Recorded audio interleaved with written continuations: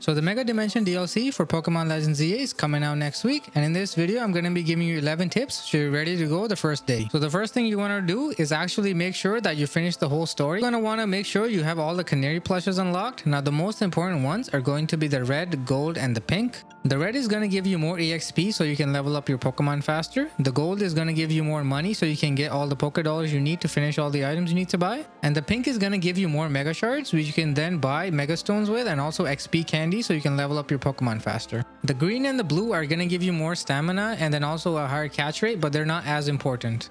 Now to get these upgrades, you're going to have to pick up colorful screws, which are the purple Pokeballs you see all around the map. You have to get total 77 screws to unlock all the max levels, but there's a total 100 of them, so you have to find about almost 77%. You definitely want to spend the time to get your red, gold, and pink maxed out, but your green and blue, if you don't find it useful, you can wait till later on. Now the next tip we're going to be talking about is going to be the most important early game tip I'm going to give you for the DLC, and that's going to be to get as many berries as you can to get ready for the DLC. You might be thinking, why do I need these berries when I can just use the Rust Syndicate office to reset all my stats? Well, in the DLC there's going to be a new NPC called Ansha, and you have to give her berries to get these donuts, and these donuts you then feed to Hoopa to open up the portals.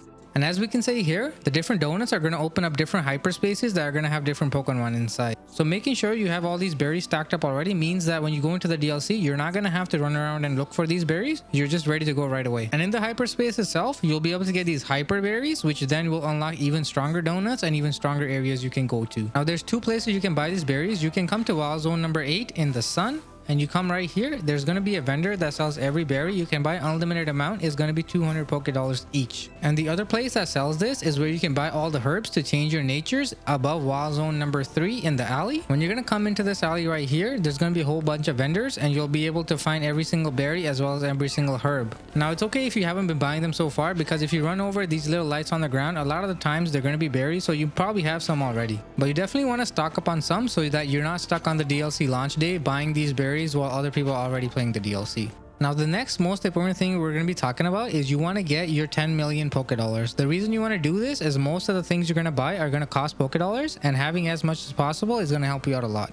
Now there's already a lot of items you can buy in the base game and they cost Poké Dollars, so I'm sure in the DLC we're going to get even more items that we can buy with Poké Dollars. There's going to be two ways I'm going to show you how to farm for Poké Dollars. The first one is going to be if you don't have a turbo controller. So for this, you want to get any Pokemon that has extreme speed, give them as much attack as possible, and put a normal scarf on them. Extreme speed has a base cooldown of 3 seconds, so then you don't have to reduce any more cooldown. You can just focus on attack and do as much damage as possible. And holding the normal scarf item makes it so that your normal type moves will do more damage. Then you want to defeat as many trainers as you can in an infinite Zeraora, and each night you can easily do 30, which will give you over 250,000 each night. Now the second way is going to be slower, but you could do it AFK.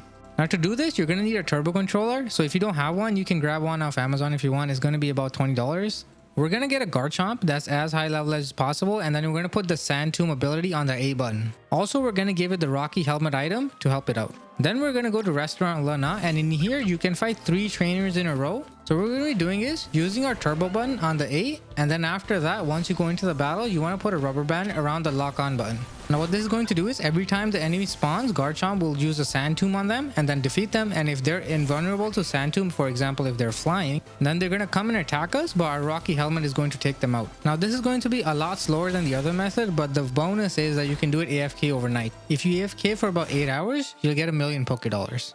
Another bonus is this counts for the hardest mission in getting your Mabel research, which is winning 1,000 Pokemon battles, so you can do both at the same time. The next tip I'm going to give you is make sure all the Pokemon that you want to use in the DLC are already max level and ready to go. They have their IVs maxed out, their EVs maxed out, and all the right moves. Also make sure they have their Mega Stones ready to go and any held items if you want. So the reason for this is we see in the trailer that these Pokemon can actually go over level 100. When this Chimecho Mega evolves, we see it's actually level 157, but it's in yellow. But this Malamar is level 96 and it's yellow. So it looks like it'll take whatever Pokemon you have and give it some bonus level. So having a Pokemon that's already maxed out is going to give you a huge advantage. Let's say at the beginning you only get 10 bonus levels. You'll be level 110 instead of like having a level 70 go to level 80. So whatever Pokemon you plan on using in the DLC, make sure all the EVs and IVs are maxed out and you have items held so that you can have the maximum potential of that Pokemon. So to max out one Pokemon's EV and its nature with a mint, it's going to take you 270,000 Poké Dollars, and this is why I was talking about it's so important to make as much money as possible. So you're going to have to buy 25 times 2 of the nutrient that you need, And then you're also going to be buying the mint, which is going to be $20,000 each. With all this money you have, you also want to make sure you want to be getting all the revives and the max potions, because they're saying that the DLC is going to be very hard. Now, right behind the NPC that you buy the canary plushes from, you go in here and there's going to be these 2 NPCs that sells you hell items. You're going to want to come in here and stock up on all the items you think you will use in the DLC. Doing the side missions, you'll get some of each of the item, but if you want to have more than, like, let's say 5 or 6 of each, you're going to have to come here and buy all of them. And not every Pokemon is going to have a Mega Evolution in the DLC, so any Pokemon that doesn't have a Mega Evolution, you definitely want to have a held item in it. There's also going to be a lot of new Pokemon that are available in the DLC, so you're going to make sure you want to stack up on all your Pokeballs. You can grab the Ultra Ball from the Pokemon Center, and then you can come to the Pokeball Boutique to buy all the other unique Pokeballs that you think you'll need. A Quick Ball or a Peat Ball might make life easier. Also, because you're going to have all this money, you want to make sure you go to the Stone Imperium and you buy all the Mega Stones that you can. This is going to help you with Mabel's research. It'll also give you more quality Pokemon that you can use in the DLC. And once you start farming Mega Shards, you want to come in here and buy up all of these as well, so you can get all the unlocks for Mabel's research. You can also spend your Mega Shards to buy XP candies, and once you beat the game, you can buy the large XP candies. You also want to be grabbing Seeds of Mastery, which you get from defeating Alpha Pokemon, and you can use these to unlock new plus moves on your new Pokemon. And grab as many bottle caps as you can, because you're going to be needing them to max out IVs on your new Pokemon. My next tip is going to be get shiny or strong versions of Pokemon that you're going to use in the DLC. So for example, get a really strong Pikachu, because you know that the Mega Raichu is going to come in the DLC. So in Wild Zone number 6, there's a static alpha that spawns, and we're going to use it to shiny hunt here, or you can get a really strong Pikachu here. We're going to start at the Jounce Pokemon Center and follow these steps up all the way to the stairs. And I throw a little map up here of where all the static alphas are in the game, and you can use the same technique for all of them. Once you come all the way up here, you look to the left, you'll see the alpha Pikachu, and to reset it, we're just going to come to this right here, run back down, and here you can reset it again and again. This is the fastest method you can use to get a shiny Pikachu, and then you can have a shiny Mega Raichu. Now, if you're somebody that doesn't care about a shiny, it's okay. You can still come over here and try to catch this Pikachu and get a best version that you can. Alphas have 3 best stats already, so you'll be maxed out in 3 IVs, so it's really good to come over here and farm for the one that you want. So on the rooftop right here on Wild Zone number 6, you'll catch your Alpha Pikachu, and you can try again for a better run if you want. We also know that Lucario is getting a new Mega Z form, so you can farm one from Wild Zone number 20 and try to get ready for the new one. Now, the next tip is going to be prepare the team that you want to use for the DLC. Here's a list of all the rumored Pokemon that are going to be in the DLC that haven't been confirmed yet, so you can take a look at this and see if there's any that you want to use and act accordingly. Now again, these are just rumors, they're not guaranteed. We do know some of the Pokemon that are guaranteed. For example, the Mega Chimecho is going to be in the game.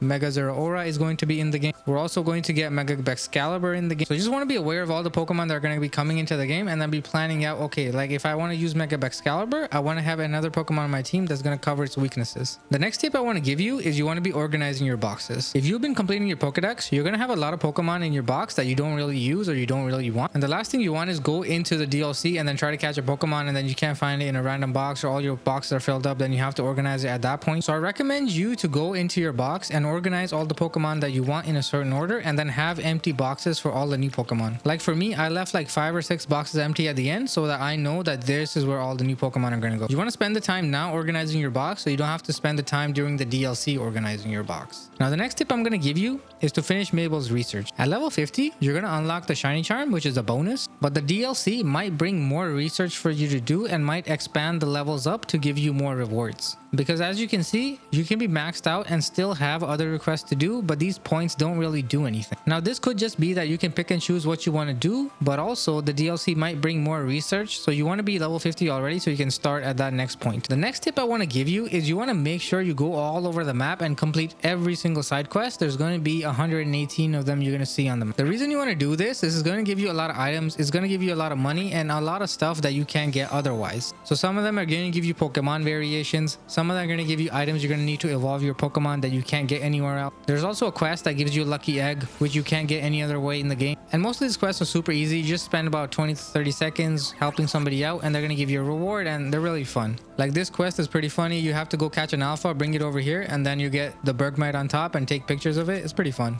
And most importantly, there might be side missions in the DLC that require you to already have completed prerequisite missions. So you definitely want to get all these done so that you can get any possible unlock in the game. Now my next tip for you is going to be stacking up on EXP candies so you can catch a Pokemon and right away get it to the max level. So extra small candy gives you 100 XP, small candy gives you 800, a medium one gives you 3000, a large gives you 10,000, and an extra large gives you